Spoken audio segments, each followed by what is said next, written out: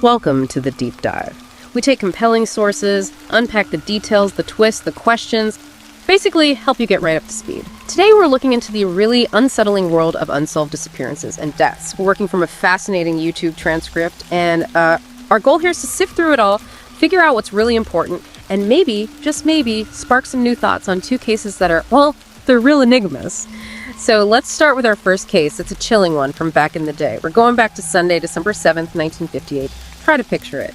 The Martin family. You've got Ken and Barbara and their daughter Susan, who's 11, Virginia 13, and the youngest, Barbie. They all pile into their station wagon, a cream and red 1954 Ford. And their plan, just a simple family day out. They wanted to collect some Christmas greenery, down by the Columbia River Gorge. Sounds pretty innocent. Now, their last confirmed movements, they really paint a picture of just a normal day. About 3 hours in, they stop at a gas station. This is in Cascade Locks, maybe 40 miles from their home. Then they drive another 20 miles, end up at the Paradise Snack Bar in Hood River. So now they're about 60 miles from home. The waitress there, she remembered them, said they seemed totally fine, left around 5 p.m. But here's the first little flag, maybe. Ken Martin, apparently he really avoided driving at night, had issues with his eyesight, so leaving at 5 p.m., heading into dusk. That's a bit unusual for him. And that sighting, 5 p.m., that's the last time anyone can say for sure they saw the family together. And what's really quite unsettling here is just how fast it flips. Yeah. From this completely normal family outing to something deeply, deeply wrong. The red flags, they started popping up just 2 days later. Ken's boss reports him missing. Yeah. December 9th. That's a big deal because Ken was apparently very reliable, always showed up. Right, not the type to just not come in. Exactly. So that same night, police go to the Martin house around 11 p.m. And, okay, no obvious signs of a break-in, no immediate signs of foul play on the surface, but inside, it tells a totally different story. It really suggests they left suddenly, unexpectedly, but fully intended to come back. Like they just stepped out for a moment. Precisely. You've got dishes sitting in the sink, laundry still in the washing machine, and maybe the most poignant detail, a Santa Claus outfit laid out on a bed, probably for some upcoming Christmas thing. Wow. Yeah, it's like a snapshot of life just frozen right before everything went wrong. And just like that, the Martins are gone. It's huge news, obviously. A massive search kicks off. But they hit a wall pretty quick. 5 different police agencies get involved trying to find them. They could confirm, the gas station stop, the restaurant. But after that, nothing. All the leads just dried up, vanished. But there were some early leads, though they kind of ended up making things even murkier. Early in the search, police find this abandoned white Chevy near Cascade Locks. Turns out it was stolen. From Los Angeles, actually. This leads them to look at 2 ex-convicts, Roy Light and Lester Price. Now here's where it gets really strange. The owner of the Paradise Snack Bar where the Martins ate, he told the police that Light and Price were in the restaurant at the same time as the Martins, and they left right after the family did.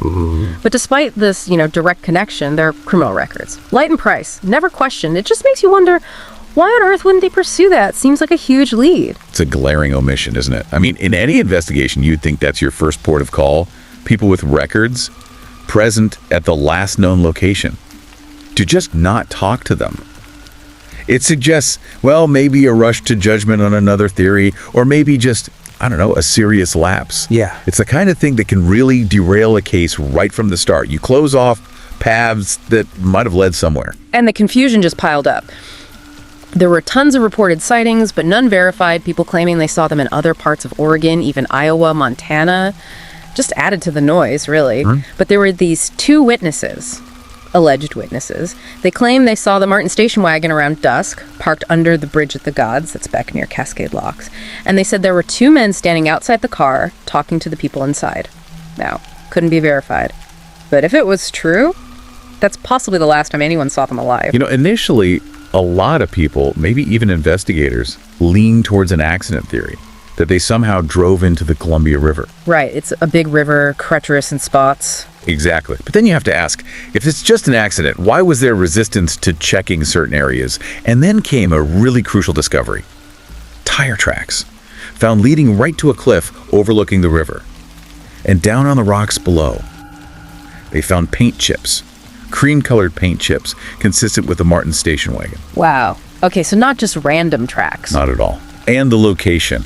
What? This wasn't right by the road. It made an accidental plunge seem, pretty unlikely. But here's the really troubling part. Trying to get that section of the river searched, it hit a roadblock 2 police officers basically shut it down, said it was too dangerous for divers. Even though. Even though Detective Walter Graven, who was working the case, had been told by 2 professional divers that it was actually a decent spot to dive. No problem for experienced people. So the police just overruled the experts. Seems like it. That refusal to investigate a really promising lead, especially when you have pros saying it's doable, and that's a major red flag in how this was handled. And then things took just a horrible, tragic turn. May 1959. Early morning, May 2nd. A fisherman and his wife, they're out near the Bonneville Dam, also on the Columbia River. They see something strange floating. Looked like bodies, 2 of them. And sadly, they were right. The next day, May 3rd, 1 body is recovered from the North Bank. The following morning, the 2nd body, it was Susan and Virginia Martin, the daughters, ages 11 and 13. The official cause of death for both, drowning. But that's not the whole story, is it? It gets even more disturbing. Yeah, the evidence around the bodies themselves is, contradictory. And that really casts a shadow over the official findings. There was a technician involved, apparently, who reported seeing what he thought were bullet wounds in the heads of both girls. He told the medical examiner, Dr. Waterman. Bullet wounds, but the official report. Exactly. Dr. Waterman's official report said no such injuries were found, flat out denied it. And, looking back at police reports, newspaper articles from the time, nothing mentions foul play regarding the bodies. The exam did confirm they'd eaten recently burgers and fries within about 2 hours of their deaths, which lines up with the waitress at the Paradise Snack Bar. Okay, so that part matched. Yes, but here's the kicker. The part that really makes you question everything. Dr. Waterman himself later claimed he got threatening phone calls. After finding the bodies? Yes, several calls. He said it was a young man's voice, warning him not to identify any of the other missing Martins if they were found. Whoa, threats to the medical examiner. Threats, that fact alone. It just hangs over the whole official account, doesn't it? If the person doing the autopsy is getting threatened, what does it say about potential pressure? About how much we can trust the official story? It implies someone didn't want the truth coming out. It certainly raises that possibility. And amidst all this tragedy and confusion, there was actually one surviving family member, Donald Martin, the older son. Now, Donald, he apparently had a somewhat strained relationship with his family. There was an incident mentioned him being caught with another man in the house by his parents. But what really stands out is he never came to help search for them. His parents, his sisters, gone. And he stays away. He claimed his Aunt Charlotte told him to stay in New York, but she denied that completely. Said she couldn't understand why he wasn't in Oregon helping. Doesn't add up. No. And he didn't even attend his sister's memorial services. Said he got the dates mixed up. And of course, as the only survivor, he inherited everything, the entire estate. About $36,000 back then. Plus, there's this darker bit from his past. 4 years before the disappearance, he'd been fired from a department store, Meyer and Frank in Portland. Why? For stealing? Over $2,000 worth of stuff. And this connects directly to maybe the single most damning piece of physical evidence found. It's chilling. Back in January 1959, remember, this is before the girls' bodies were even found, a gun is discovered. A .38 automatic pistol, found under a rock near Cascade Locks, and it's covered in blood, with one spent bullet still in the chamber. A bloody gun near where they might have been. That sounds like the key piece of evidence. You would absolutely think so. But bizarrely, unbelievably, this weapon was never processed as evidence. What? They cleaned it. Yeah. And returned it to the guy who found it. You're kidding me. I wish I were. But investigators did trace the serial number first, and what they found out. It was one of the items Donald Martin had been accused of stealing from Meyer and Frank back in 1954. The stolen gun, found bloody near the scene, linked directly to the son who acted suspiciously and inherited everything. Exactly. Yet, despite this direct, incredible link to a potential murder weapon, Donald was never formally accused, never charged with anything related to his family's disappearance. The failure to handle that gun properly is just an inexplicable, massive investigative blunder. It's hard to fathom. So Ken, Barbara, and little Barbie Martin. Yeah, their car. They're still missing to this day. It's just this deeply unsettling, wide open case. Layers upon layers of weirdness, missed clues, questionable decisions. It really makes you think, what does justice even mean in cases like this, where the trail seems to have been ignored, maybe deliberately? Okay, well, let's shift gears now. We're moving to our second mystery, much more recent, this one. It involves a young woman named Kenneka Jenkins. Kenneka was born May 27, 1998 in Chicago. Friends, family described her as smart, responsible, had a bright future ahead of her, and she is apparently very close with her mother, Teresa. So this is September 8th, 2007. Kanika tells her mom she's going out, bowling, maybe a movie with friends, celebrating a new job she just got at a nursing home. She borrows Teresa's car, leaves around 11 p.m., and that's it, the last time Teresa saw her daughter alive. But that wasn't the real plan for the night. What actually happened was different. Kanika and 3 friends, they actually went to a party. It was on the 9th floor of the Crowne Plaza Chicago O'Hare Hotel out in Rosemont, Illinois. Security cameras show them going into the hotel around 1 a.m. Now, during the party, some friends were posting videos online, Snapchat, Facebook. But the videos, they don't exactly show people having a great time. They mention guys there being really aggressively flirting, even after being told to stop. Around 1:30 a.m., Kanika sends a text to her sister. That's the last communication anyone in her family ever got from her. Then, around 3 a.m., the group decides it's time to leave the party. They get down to the hotel lobby. And Kanika realizes, oh no, she left her stuff back in the room, her phone, her car keys. Now, according to her friends, Kanika was, well, she was very intoxicated at this point, couldn't really walk straight. So her friends made a decision. They left her there, alone, in the lobby, while they went back up to the room to get her things. They left her alone while she was that drunk. Yeah. And you have to ask, right, was that just a terrible idea? What are the risks when someone's that vulnerable? Huge risks. Anything could happen. Exactly. So they go up, get her stuff, come back down to the lobby, and Kanika's gone. Vanished. Her friends start looking around the hotel, calling for her. But Nothing. No sign of her. That moment, that decision to leave her, even for a few minutes, it turns out to be catastrophic. And this is when her mother, Teresa, gets pulled into this nightmare. Between 4:30 in the morning, the friends call Teresa, ask if Kanika came home. She hadn't. So they drive over to Teresa's house, pick her up, and bring her back to the hotel so she can help search too. Teresa said she could tell right away the friends weren't telling her everything. She sensed they'd been drinking, maybe using drugs. When she asked about Kanika drinking, they told her, oh, she just had one drink. But Teresa knew her daughter, knew she couldn't handle alcohol basically at all. Even one drink would have hit her hard. Yeah, the mother's intuition kicking in. Definitely. So Teresa goes to the hotel front desk, desperate for help. Asks them, can you help me find my daughter? Can we look at the security footage? Can security check the cameras? And the hotel's response, basically no, flat refusal. They told her only the police could authorize looking at the security tapes. Just shut her down. Which leads us right into the police response, which was also problematic, right from the start. Teresa calls 911 around 7:55 a.m., explains her daughter is missing. She was last seen at this hotel. But the dispatcher, instead of treating it as urgent, kind of dismisses her, suggests Kanika probably just passed out drunk somewhere at the hotel. Passed out drunk for a missing person. Yeah. Told Teresa to go home, relax, give it till morning. Unbelievable, really. Wow. So Kanika isn't officially reported missing until the next day. That's when a police investigation finally starts. And here's where the hotel story gets even stranger. Around 1:15 p.m. on September 9th, hotel staff tell the police they did look at the security footage earlier and saw nothing. Which, as we'll see, was either a blatant lie or just shockingly incompetent. Right. So police search the hotel, the area around it, nothing. They find absolutely nothing. Then later that night, around 10 p.m., an officer decides, you know what, let me just look back through those security tapes again. Maybe something was missed. And bingo, he finds her. He spots Kanika on the footage from around 3:20 a.m., stumbling through the hallways near the lobby. She's clearly heavily intoxicated, having a really hard time walking. This is the breakthrough. Finally seeing her on video. It leads to a second search team being sent out specifically to trace her path based on the footage and her final movement. Captured on grainy security video.